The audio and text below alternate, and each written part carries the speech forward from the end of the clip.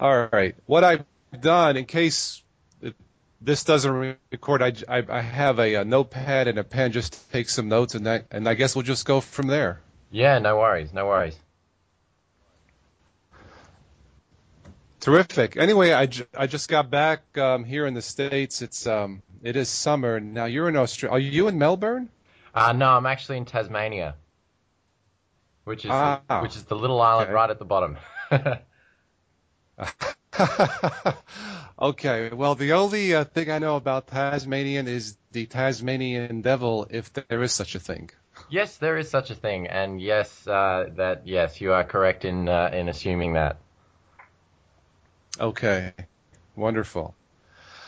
Well, let's talk about, let's see, the controversy surrounding Unity. To be honest, as a Windows user, I kind of like it. I'm not embarrassed to say that. Yeah, and honestly, I had mixed feelings when I first started testing it around when 11.04 was at the beta stage. Initially, I was like, this is seems a little bit too simple. It seems like they're Yes. really trying to go for, like a really, oh, what can I say? People who haven't really ever used computers that just want to sit down and play with Mm, something that looks like an iPad or, something like that. Big flash yeah. buttons and that kind of thing. But yeah, I Right. mean, as it's matured, I'm actually pretty happy with it. Good. Yeah, I have it. I have it installed. I have an HP multimedia laptop that's probably, I don't know, 5 years old. I have XP in it because I tried installing. I had a free disk upgrade to Vista, which I despise. So I left the XP on it, and I dual booted with Unity last week, I believe. And I have to be honest. I mean, there are still a few minor bugs. The power management, the battery indicator still is stuck on laptop estimating, just a few minor quirks that seems to go on year after year. But in terms of the overall stability of it, I Mm. have to be honest, it seems okay. And I think what happened with me as a Windows user, I felt more comfortable, I believe, because the dock at the left, it kind of reminds me of the super bar, but the bar in the Windows 7, Yeah, I if you know what completely I agree mean. with you. But Yeah. so, I mean, I wasn't sure in the beginning because, again, I had gotten used to the GNOME applet, applications, places, system, or do I have it backwards or something like that. But Yeah, yeah, yeah, yeah. but then once I got clicking the Unity icons on the left, I said, you know what? This really isn't that bad. So, Mm. Yeah. Yeah. but for me, yeah, in about a week or so of use, it has been stable. Now, did you say that you have it, or you wanted to try it again, or? Yeah, no, I'm actually running it right now as we speak. That's what I'm using as my default for the moment. So again, I don't know how long that'll last, but it was interesting because I kind of Yeah, yeah, after using the final when it came out, I used it for about 2 weeks, and then I thought, okay, well that's all right, but I want to find something else that I can yeah, use get used to. So right. I started poking around with GNOME Shell and. I didn't mind it, but I just couldn't find a good enough distro to base it on. I know that they have a GNOME Shell version for OpenSUSE, and they have, of course, Fedora 15. But yeah, I mean, as a Yes, distro, I don't really like Fedora that much. And it was yeah. interesting. I did watch the Linux Action Show on it yesterday, and Oh, yeah. What do you think? Yeah. yeah, they really tore into it. Quite honestly, all of the issues that they brought up, I did not have. So I didn't have as Okay. negative an opinion as they did on Oh, Fedora. But I mean, come on, okay. Okay. Brian's had a negative opinion on Fedora for goodness knows how long. Um, but yeah, I mean, I just couldn't. For me, it just didn't work as well as a distro. The software available for Fedora isn't quite as widespread as Ubuntu is as a base. So I Okay. poked around with just classic GNOME. I used Mint 11 for a bit, and that and then after you've tried something that's kind of as modern as Unity, when you go back to GNOME 2.x, it kind of goes, oh, this feels Yes. kind of old and clunky. Whereas I'd gotten Right. so used to just hitting meta key, typing enter, and and that was how I Right. was launching literally everything, documents, Hmm. you know, apps, the whole lot. So for you, it was more just of a natural process of getting into the system. Yeah, So yeah. Basically, it was. um, Yeah, sorry, keep going. no, no, that's fine. Yeah, I just briefly, I think as just looking at just going for the looks. Okay, purely looks. I think GNOME 3. I think it looks better than Unity, but it seems that Unity, which is based on Ubuntu, which has Ubuntu as its core system, I think is more functional and probably more easier, I believe, for Windows users wanting to try something new, and Yes, that's probably correct. less buggy too. Okay. Yeah, the Linux Action Show. The one gentleman, Brian, the one who wears the glasses, he just tore it up, and um, I just briefly tried GNOME 3. I think I downloaded Fedora. Was it open? I don't know. I just went to the GNOME 3 website and downloaded one of the distro betas, and it seemed okay, but I never really dived into it to test everything out per se. But listening to the show, I can understand where they were coming from because it seemed like the minor issues that they spoke about that should not be issues were there. And I think at least for the one host of the show, he really it kind of really ticked them off. And I can understand that. For me, here we are in the year 2011. And for me, now again, more of a Windows user, power management and not being able to tell me how long the battery lasts, I don't know. In this day and age, that should not be an issue. I'm sorry, but that's how I see it. Now, that Absolutely. will I not. completely agree with you. I don't know why every other operating system can get that right. And I'm not sure whether that is just on some systems, because on other systems, like even my primary rig is a Dell Studio 17 laptop. And Okay. that's a multimedia centric laptop. And I mean, literally every time I load a distro up, the power management is just dandy. It's almost spot on accurate every single time. So I'm not Okay. sure. Like I didn't have Okay. any issues with power management, but then again, I'm not sure whether it's Um, just something that is specific to Dell systems because I found that Dell systems play very nice with Linux distros. I don't know why, but just as a general principle, I've got um, a couple of desktops and I've got a laptop and I've had other Dell laptops, and they all seem to go quite nicely with whatever Linux distro you chuck on there. So I've never had power management issues, but obviously I've heard hmm. a great deal of people that do.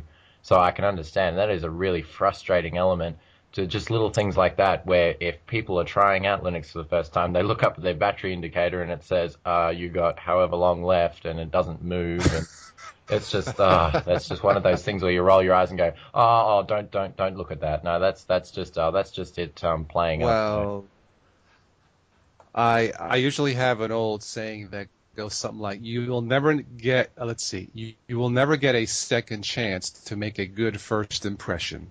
And something like that. I mean, if I go to a friend of mine, "Hey, check out this new Linux, check out my laptop with the brand new Linux Ubuntu. Tell me what you think." And he goes to the battery and sees that it's not working. I mean, come on. yeah, yeah, Um, for me, because I'm a little more patient and I have a little bit more knowledge, it's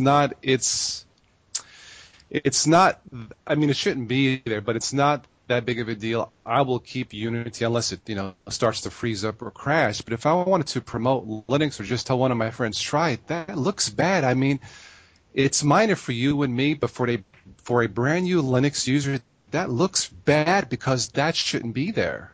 that's So, right, that's right. uh, um, yeah, I have a brand new Lenovo desktop I just bought.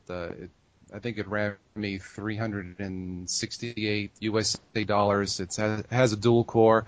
In this particular one, in fact, that I'm using now, I have Linux Mint 11, which seems just fine. Of Yep. course, it is a desktop, so there's no battery meter. The HP laptop, I had Zorin 4, which I deleted. There was nothing wrong with it, but still, that one had the battery issue. But I figured, well, let me try Unity, so I deleted Zorin 4, and then eventually I may just put in Zorin 5. And then I have an IBM ThinkPad that I bought used off of eBay. dual core that currently has Linux Mint 10. I may just keep that for a while because it seems to be okay. So I Mm. think after a while, for me at least, I get, a little bit tired, uninstalling, installing, doing this, doing that. And unless there's something really wrong with it, or if I'm just in the mood for something new, I kind of tend to leave it the way it is. So, Yeah, I agree with you. As far as so I've got a Studio 17 laptop, which is my main system, and then I've got a Dell Inspiron 530, which is a desktop, and then I've got another one which is just the family's sort of rig, and so yes. I kind of have to maintain that every now and again. And but all of those, well, the first one of those desktops is still running Ubuntu 10.04 because it's stable, it's solid. I didn't have any Okay. issues with it. It's long-term support. Okay. I installed that when it came out, and it's just been keeping itself up to date ever since, and I haven't had to touch it. And then the other system runs Mint 10, and I was just thinking about it the other night, going, well, I wonder if I should put Mint 11 on it. But honestly, there's nothing really wrong with Ah, Mint 10, so right. I'm just going to leave it there. Right. Yeah, when I bought this desktop, and I had an old machine that was probably 7 years old. I had originally bought just to teach my boy who was 4 or 5 at the time how to use a keyboard and stuff, but I was due. What was I gonna say? Oh yeah, you mentioned Dell and you have no issues. I wonder if it's because Dell actually offers some of their machines with Ubuntu out of the box. I wonder if there are less issues because their machines are more hardware driver compatible. Maybe they have less issues in general. Does that make sense to you? Yeah, it does. I completely understand what you're saying. A good example is Wi-Fi. For the longest time, Linux had very bad support when it came to Wi-Fi. Even 2 years ago, when I bought this Yes. laptop, Yes. Wi-Fi was quite a Yeah. big issue, and you could hardly use any Yes. Wi-Fi chips without proprietary drivers. Whereas when I bought this laptop, Yes. even the distros of the day, which were I think Linux Mint 7 and like Ubuntu 9.04. Those Yes. distros worked out of the box with wireless just because they had put an Intel wireless chip in it, not a Broadcom. Okay. So, you know, Okay. that, I'm not sure, but I mean, here in Australia, you can't actually buy Dell computers with Ubuntu preloaded on them. I mean, I know you can in the States, and I think you can in the UK as well. But here in Australia, you can't actually get them with Ubuntu pre-installed. But having said that, they're still the same machines no matter where you buy them. So I'm not sure, but Yes. I've just found compatibility to be hardly an issue Okay. with most distros. Yeah. What do you think, not to be too off topic, but what do you think in general of the quality of a Dell product? Yeah, it's an interesting quote, really. I think, yeah, I think it depends. It depends what you buy. Like, I mean, I had a friend who just got an Inspiron laptop, just the most recent range of Inspiron laptops, and I think they paid about Okay. 600 Australian for it, so they really didn't pay much for it. Oh, And right. honestly, it was really cheap. Like the keyboard was Okay. horrible, and it was really light and plasticky, flimsy type. Yeah, it wasn't very good at all. Yes. Yes. Um, but Right. Right. having said that, the well, I mean, the laptop I've got still looks like brand spanking new, even though it's 2 years old. Oh, And a lot of the other, Studio, the XPS range, a lot of those are really solid quality machines, at least in my opinion. okay. So I yeah, I don't know. remember, uh, yeah, about a year ago, one of my cousins who knows very little about computers. He had a Dell Inspiron. I forget the model number, and it had a Windows XP. I mean, it seemed nice, but he says after turning on, if he placed his hand on the hand rest over to the right side of the touchpad, it would shut off. I'm like, what are you talking about? So he brought it over, and sure enough, if I would squeeze it or like a certain way, it would shut off. And well, this is bizarre. Anyway, just to make a long story short, I did some Google searching, and sure enough, this was a common flaw. I guess it was a production flaw, flaw in this particular model. So I said, well, let me see what I can do. I normally don't like to mess with hard drive stuff. I mean, I'll make corrections in software and stuff like that, but I took it apart, and after doing some searching on Google, one of the solder joints, I think that's what it's called, one of the chips, when you flexed it, it wouldn't make contact. And I told them, well, this is a motherboard issue. Now we can try and find you a motherboard, either new or on eBay, and put this back together. But when I started taking that laptop apart, now I am not an expert on I mean the hardware products itself per se, but just by look and feel, this didn't look like it was well put together.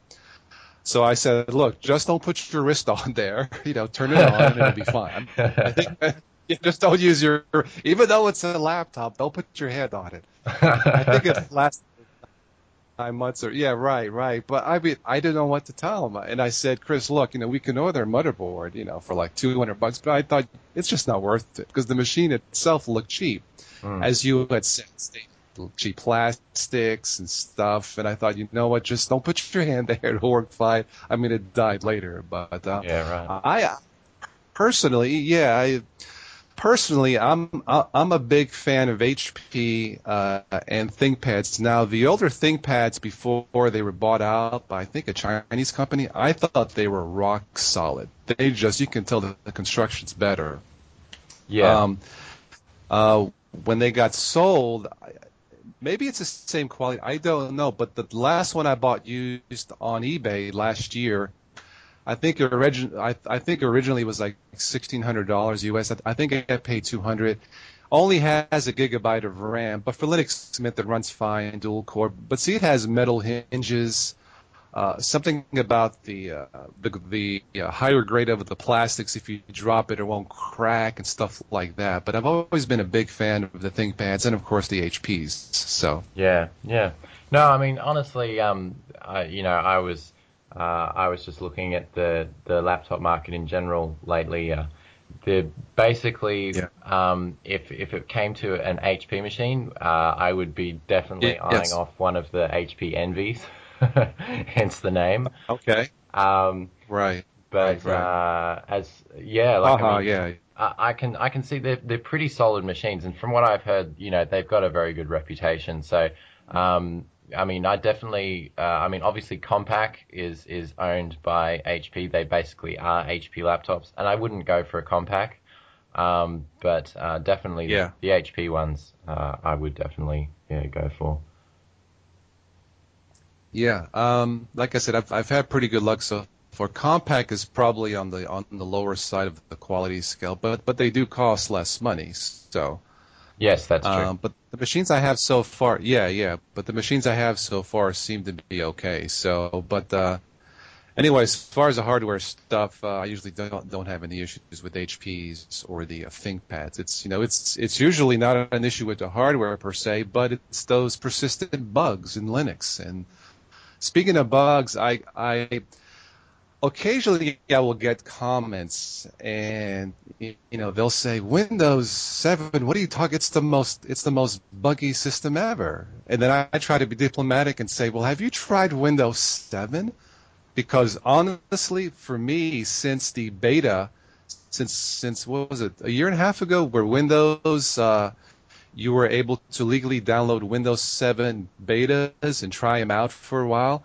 I have to be honest, since the beta releases, and now, of course, I got a new machine, I have had absolutely zero bugs and zero viruses. Now, this surprises me somewhat, but I have to be honest, when people ask, what do you use or what do you recommend, I said, well, if you don't mind Windows 7, try that.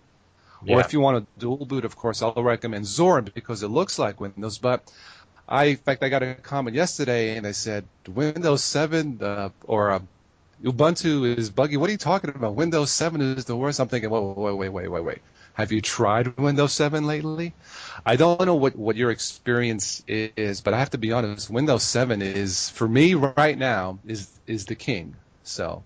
Yeah, I completely agree with you. I mean, honestly, the reason that I started looking into Linux, and I'd say the reason most people did, was because Vista was absolute garbage, and Oh it yes, had bugs galore. I really seriously did have issues with Vista. They weren't yes, just yes, annoyances; they were genuine issues. Um, and um, yes, and then ever since Windows 7 beta, I tried that. I tried the release candidate. Both of those were really yes, solid, and I looked at it and went, "Wow, this is what Windows is supposed to be." And yes. honestly, I've had a Windows 7 install around, for ever since it came out. And Okay. honestly, I've not had any issues with it either. I've never had any virus. I'm not even running an antivirus on mine. I just have, certain, administrator Right. privileges, and I don't let it, just a few kind of R- geek tweaks. But apart from that, I've not Well, gotten if you know what anything. you're doing, yes, yes, yeah, yeah. I mean, it's. I would have to totally agree. I mean, I normally don't recommend a normal Windows user not to run an antivirus normally, That's correct. because in terms of security, I believe Linux is still king. I mean, I call it as I see it. But the very first time I tried the Windows 7 beta, I installed it on an older machine with just 512 of RAM, and I thought it was just going to freeze, and it ran rather smoothly. Not zippy, but it was smooth, and I was absolutely stunned. So there you go. Yeah, that's right. I mean, honestly, Microsoft really needed to do that. Otherwise, they were going to go downhill even faster than what they already were. So, I mean, they hit Yes. the ball out of the park with Windows 7. Technologically, there was not a lot of difference Yes. between Vista and 7, but they just polished up Vista so much and got Yes. everything ironed out so Yes. that they could just push it out and go, here, this one works this time. Yes. Windows 7 is really what Vista should have been. I think with Vista, they probably rushed it. And they were being so picky with the wording. Like my HP desktop said Windows Vista uh, compatible, and apparently there was a difference between compatible or Windows Vista ready or something like that. Because one, I think compatible meant it was barely ready to go, whereas ready meant that you had at least 2 GB of RAM, a triple core, quad core processor, and it's like, well, that's not what I was told in the beginning. But I think they learned from their mistake, and Windows 7 really so far it's as much as I enjoy dual booting these various Linux based OSs right now. I mean, correct me if I'm wrong. I cannot really tell a Windows user that you can honestly replace your Windows operating system with a Linux, and everything works out of the box, because that's just not true. Whether it's power management, or something here or something there. I mean, there's always a bug or bugs somewhere in every new distribution of Linux that I've tried, either something minor or something major. But again, with Windows 7, I've yet to see one. Yeah, So, right. No, I understand what you're saying. One of the closest things that I got to a serious problem when I was using Windows Vista was that I had like obviously being a laptop, I was just out and about, and I hit yes, the shutdown button, and it logged yes, off, and it was looked like it was shutting down. So I closed the lid and put it in my bag. okay, And then I get back, yeah. and then I put the bag down, and then I come back to it half an hour later, and the bag is really hot. I'm like going, oh no! So I pull the laptop out, and my laptop had stayed Yeah. on, suffocating inside this bag. It hadn't shut Oh, down, that's and the so I'm like, oh worst. no! And so I'm Yeah. taking the back off, and trying to get as much air into it as I could because it was really hot. But thankfully, I don't know, but my Yeah. laptop didn't suffer anything because of it. It cooled down and it hasn't played up or anything. So I don't know, Right. but oh, that was a bit scary. But after that, I was like, I'm gonna Oh, sit oh. here and make sure you shut down. Right, just like a good doctor ordered. Right, right. Yeah, it's I mean, again, if I was stuck on an island per se, and I had to choose between, my favorite Windows-like OS, which is Zorin, or Windows 7, I have to be honest. Right now, until Zorin or another OS comes out just about perfect, I'd have to pick Windows 7. Now, of course, the Zorin PC is due out this summer. So that should be somewhat interesting to see if it is fully functional out of the box and not with a little bug here, a little bug there. And then you and I are saying, here we go again. So, Yeah, honestly, I think as far as I'm concerned, the future of Linux desktops is OEM installs, basically just hardware companies yes, getting alongside, I don't know, Ubuntu or one of these distributions and selling them pre-installed, everything yes, working out of the box to a new right, user. Because honestly, the reason yes, that that users have a dependency on Windows is because that's what they start yes, using. That's where their habits develop. That's where they learn their favorite yes, programs. So you really like in order for Linux to get beyond, just sort of like a dual booter or a hobbyist or something like that, it really needs to be pre-installed and to be able to be seen yes, in shops saying this is what you can do with free software. yes, And I mean, because honestly, some of the yes, stuff you can do is simply amazing. I mean, yeah, I do a fair bit of video editing and stuff like that, and yes. I could not do that on a Windows install without paying hundreds of dollars for a decent video editing suite. Um, yeah, yeah. That I would have to agree. I mean, I usually use in Linux I use Kden Live, but Same here. boy, there are just some nights. Yeah, yeah. I mean, as far as Kden Live, when it works, it works, but when it doesn't, there are just some nights I just want to kung fu kick the machine. It's like, oh, you crashed on me again, and I didn't save it in time, or it's I know exactly how you feel. I Brad, know exactly how you feel. I mean, yeah, there was the I forget which video I did. Was it the Linux versus Windows, the one with the football thing? Was that Yeah, what it yeah. was? Like half farcical. I mean, it should not. I mean, granted, for that, it was somewhat of a lengthy video, so I had a minor script written down, and I wanted to make it as smooth as possible. But because of the freeze ups in this, it should not have taken me over a month to finally get it right. But it's like you said, right now, as far as Linux, I don't think they have a premier video editing piece of software, whether it's paid or unpaid. Am I correct or wrong on that? Yes, I agree with you. In my opinion, even if they did bring out a video editor, which you did have to fork out some cash for, I would go ahead with it Yeah. anyway, because in my opinion, Linux is better to allocating resources to more intensive Yes. applications. Yes. And as a base, I would rather use Linux on a video editor than I would with Windows. I mean, the same is true with Mac. That's why a lot of video editors use Macs because they are better at video editing. I mean, granted, the software is also Okay. better, but they often Okay. use Macs just because they're a more solid system for video editing. Okay. Okay. Briefly speaking of Macs, do you have one? Have you used one extensively, or? I have used Macs relatively extensively. I don't personally own one, but I know a fair few people who do. And Okay. quite honestly, as far as other people are concerned, I'm fairly desktop agnostic, I guess you could say. I don't Yes. root for any particular. I don't go, I'm not a Linux fanboy. I'm not a Mac fanboy. I'm not a Windows fanboy. I'm not sure Yes. if those Yes. exist, but yeah. I mean, Right. I'm of the opinion whatever works best for you, use it. And I mean, the only thing that kind of annoys me with Macs is that they are expensive. They are more expensive than what you get Yes.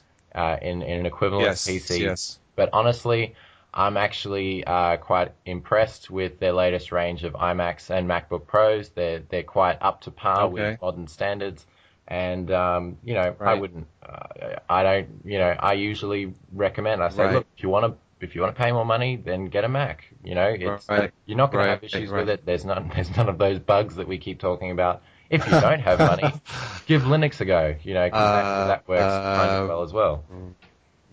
Yes, yeah. I occasionally excuse me. I occasionally get requests to do, hey, what about Mac, or do something on a Mac OS system. And of course, my reply is I have heard good things about Macs, especially their software to edit video or movies, but they are rather pricey.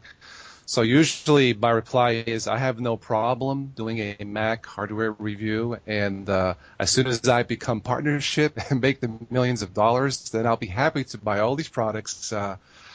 But yeah, one of these days, if I ever can, I would be happy to buy a Mac. I think the lowest cost one is between 1,000 and 1,200 US dollars, which is kind of pricey, as you said. Hmm. So, but Yeah, I I have think heard good things about Mac. Yeah, yeah. yeah. So, The cheapest MacBook Pro, just the 13-inch, I can't remember if it's like 320 gig hard drive or whatever, but it's not that much of a beast. But I think the cheapest MacBook Pro you can get here in Australia is, I think 1,400. So, I mean, that's not actually that that's expensive. pricey. It's not that expensive compared to what Macs have been in the past, but it's still incredibly Okay. pricey considering you can get a machine with almost three times the grunt for the same price with Yes. through Dell or HP or whoever. Yes. Yeah. Um, Yeah, I mean, as far as the Mac, of course, that's through Apple. That is really an amazing story. I have notes in my head about doing a video on the history of Apple. I think the title was Apple Inc. from Chump to Champion, because it seemed, I remember getting my first MP3 as a gift 10, 11 years ago, and this is before, the iPod and all these, this explosion of MP3 players after the year what 2001 2002, and of course I still have it. It's a Samsung YEEP, and I forget what like Young something.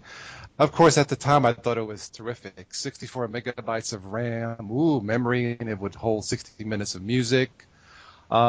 Of Whoopee course, do. I thought it was a cool. Yeah, yeah, right. Uh, I thought it was a cool product, to be honest, because I didn't have to carry my portable CD player to go jogging. And at the time, I used to live in Florida, so at night I would go for a nice run and workout. It was nice to put this thing up in my pocket. Of course, little did I realize the potential of the portable music market. And if I recall, Apple at that time was really on the verge of oblivion. They just could not crack into Microsoft's market. I mean, like as far as PC goes, and they needed a miracle. And it seemed like a year or two later, with the iPod, they received their miracle, and then from there, Apple has just exploded. And I believe they beat Microsoft, or they were ranked above Microsoft in the most admired technology company, if I recall reading it right. So, Yeah, that's right. I think even revenue-wise, like if you were to compare how much investments they have over how much investments Microsoft has, relatively speaking, Apple actually had a great deal more revenue than generated a lot more revenue than Microsoft did in the last financial year. So, I mean, if that's saying anything, yes, then they're definitely on the right track. In my opinion, Apple is a king of marketing. Nobody can beat them when it yes, comes to marketing, presenting their products, presenting what they do best. And I mean, yes, honestly, that's where they win, in my opinion. A lot of other companies, put out products that are equal to, Apple in most respects, but it's just the fact that yes, they don't spend enough money on their marketing side. These great products come out and maybe a handful of websites might go, oh, this is cool, but that's about it. They don't have the big yes, keynotes. They don't have the really well put together video spots, explaining from all the right, development standpoints what went into it and the design and everything like that. right, And I think that's where Apple has really succeeded is that they've really shown yes, off their products in the best positive light.